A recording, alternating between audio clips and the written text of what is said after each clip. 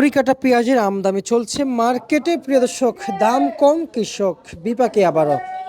এলসির পুরোপুরি বন্ধের নিষেধাজ্ঞা দিচ্ছেন কৃষকরা এবং আরো কিছু তথ্য জানাবো, যুক্ত হচ্ছে কৃষকদের সাথে। আসসালামু আলাইকুম। ওয়ালাইকুম সালাম। কেমন আছেন?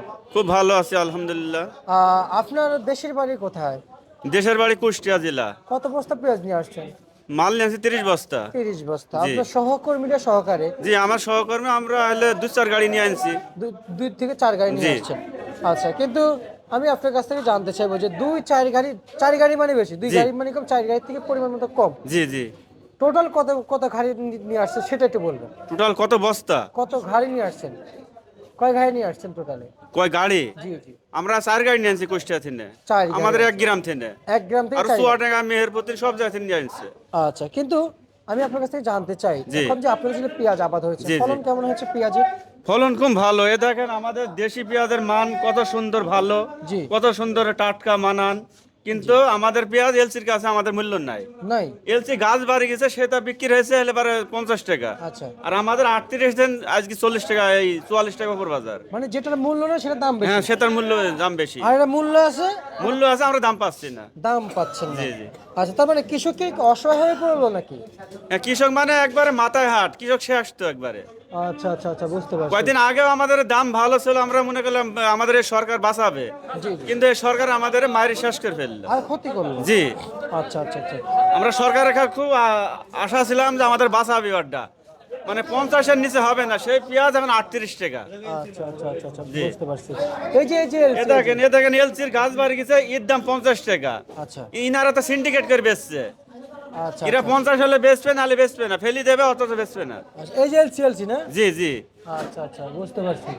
আর আমি আমি যদি বলি, এখন এই মুড়ি কাটা পেয়ে সর্বনিম্ন কত চলছে?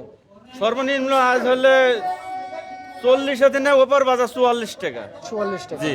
আর রসুনের বাজার কত চলছে আপনাদের? রসুনের আজ বাজার গেল হলে 60 থেকে 60, 65, 70। আচ্ছা, আমি আপনার কথা মতো বুঝতে পারছি যে হ্যাঁ, আপনি একজন প্রকৃত কৃষক। কিছু কৃষক আছে যে অনেক, এক কথা যে মানে ওনারা বেশি খাইতেও চায়। জি জি। কিন্তু আপনাকে আমার তেমনটা মনে হচ্ছে না। কিন্তু না, আমরা বেশি চাইনি। সত্যটা বলবেন, জি। মানে একেবারে সত্যটা বলবেন যে হ্যাঁ, হ্যাঁ। কত টাকা হইলে এই পেঁয়াজের দাম আপনাদের ন্যায্য হবে। এবং আমি আপনাকে বলবো আরো অন্যান্য কৃষকের সাথে জি, বলা জি, হয়েছে, জি। ওনারা কিন্তু অনেক বেশি চেয়েছে। জি। সেই পরিমাণে আপনি কত চাচ্ছেন যদি জানান? আমাদের এই পেঁয়াজটা আমাদের জমিতে এখন ফলন হয়েছে, আমাদের এই পেঁয়াজটা 60 থেকে 65 টাকা কেজি হলে আমরা চাষি বাঁচবো। আচ্ছা, বাঁচবেন। জি। জি গাড়ি ভাড়া, দিন মজুরি, হাজিরি সবকিছু বাদ দিয়ে আমাদের আমরা বাঁচবো। আচ্ছা, কিন্তু আর 40-38 বেচলে আমাদের সব পথে পথে শেষ। আচ্ছা, কিন্তু কিছু কিছু কৃষক 80 থেকে 90 টাকা না, দাম 80-90 আমরা ওইটা চাই না। চান না। না, আমাদের 55 থেকে 60-65 এর মধ্যে থাকলে বাজার আমরা ভালো, তাহলে ওই কৃষক- আমরা বাঁচবো, তারা কিনি কিনি খাওয়াওয়ালারা বাঁচবে। মানে এই যে ওই কৃষক যে আমাকে বললো জি জি। যে 90 টাকা দাম, না, 90 টাকা ওটা বেশি তো। এটা কি ওটা আমাদের দরকার নাই। এটা জুলুম হয়ে আমাদের যায়? 50-এর উপর থাকতে হবে, উপরে 60-65। আচ্ছা, রসুন কত বিক্রি চলছে তাহলে?